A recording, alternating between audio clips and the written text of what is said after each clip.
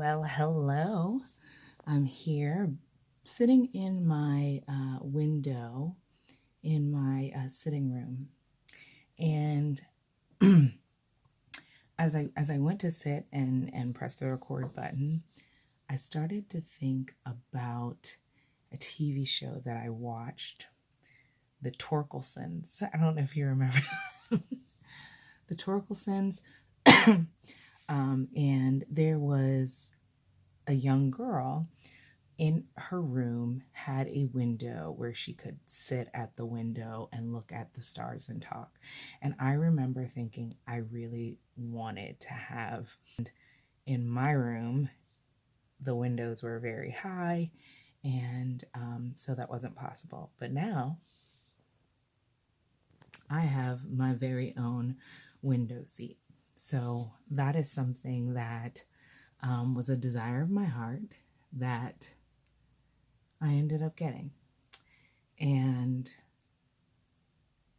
I think what we think a lot of times is that the goodness of God, all that is created, that somehow there is a limit on it, and that we have to get ours before somebody else gets theirs, and before it runs out. And I'm here to say that the goodness of God can never run out. The goodness of the universe can never run out. If you think about trees or flowers, whatever it may be, the birds, air doesn't run out. We don't go around thinking, let me breathe all this air because I need to get mine before somebody breathes too much air and it runs out. Now, if we were in a certain condition, put into a certain condition where there were limitations, well, then yes, absolutely, air can run out. But those conditions were not created by God or the universe or the cosmos. Those conditions for lack and limitation were not created. They are man created. There are circumstances and conditions in which we put ourselves that create lack and limitation and division. And so what I'm realizing is that we always had all that we needed.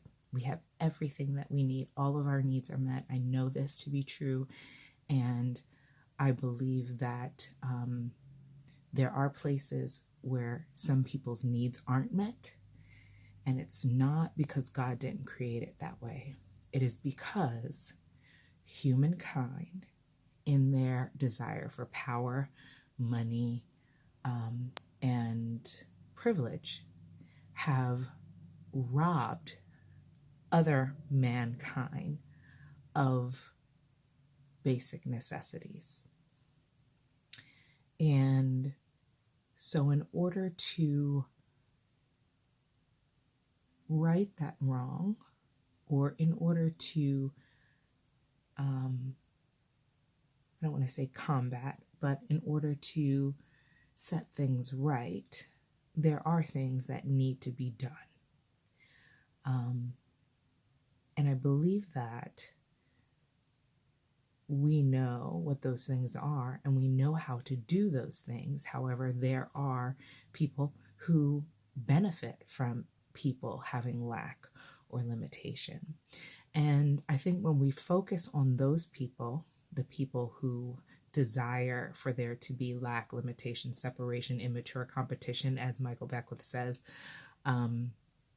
when we focus on those people, we're not focused on the actual solution. We're focused on the problem. And when we begin to realize that God never created separation, lack, limitation, then we can conspire, we can co-create with God to put things back in their natural order. I feel like that is what we as people of the light should be focusing on doing. Oftentimes we're so distracted by the wrongs, right? The wrong is just there to show us, to give us the contrast, to show us what needs to be done.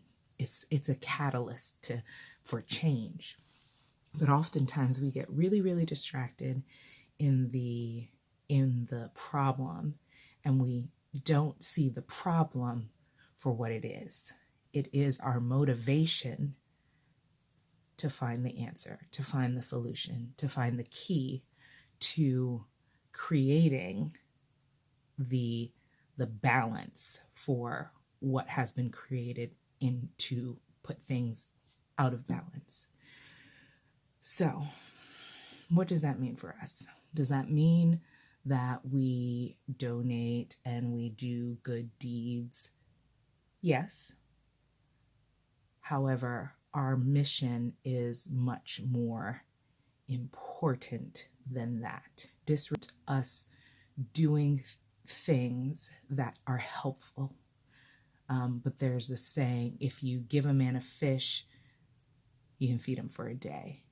If you teach a man a fish, he can feed himself for his life. Well, that's not the problem here. The problem isn't that the people don't know how to fish. The problem is that if you can give a man a fish, but if you give a man a fish, there's somebody who is much more greedy or ready to take that fish, half of that fish from him. And so creating a system that is an antithesis to the current system that seeks to create imbalance.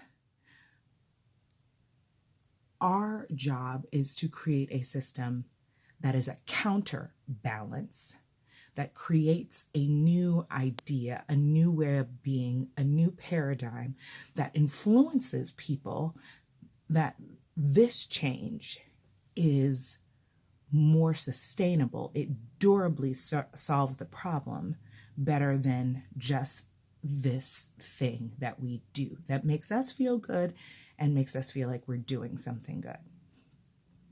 What I'm saying is we have the knowledge of God at our fingertips. We have the knowledge and the creative ability that God has, that all-powerful, all-present presence has.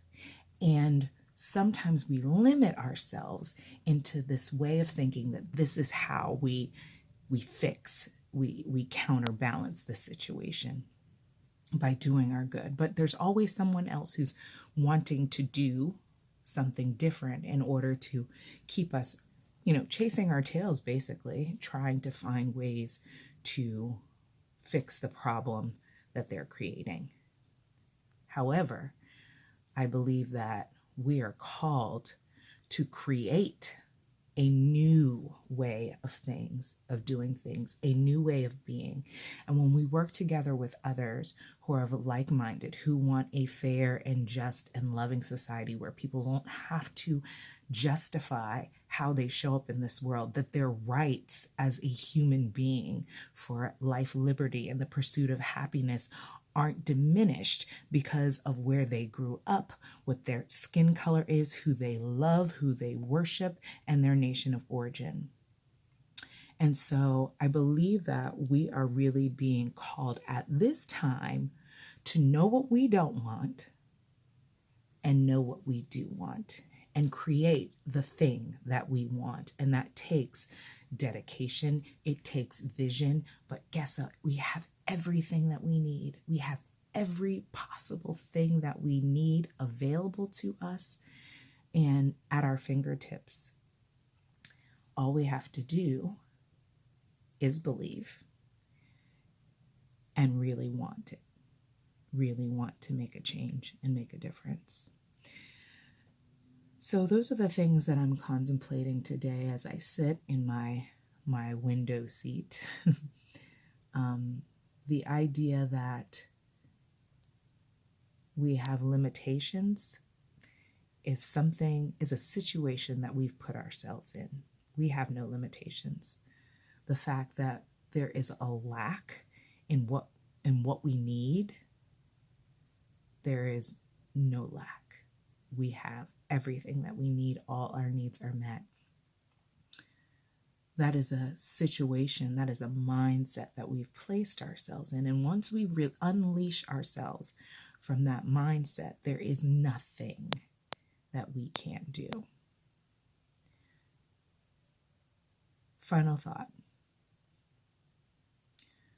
When you look at the grass or the trees, flowers, and you realize and recognize that they don't have to toil in order to thrive. They don't have to toil to get what they need.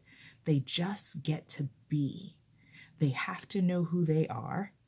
The soil knows its job and it does its job. The grass does its job and it knows its job. When you cut the grass, you don't say, oh, we cut the grass. It's a bad situation. It's never coming back. You know that there is no lack. There's no limitation. Now, there's situations and circumstances which limit them, but those are outside of themselves. But within them, they have all that they need, and it's the same with you. All your needs are met. You have everything that you need in order to be who you were designed to be. And the desires of your heart are valid, and they were placed there by the divine presence itself, and it knew what it created you to do. So go out and do it. Have a great day.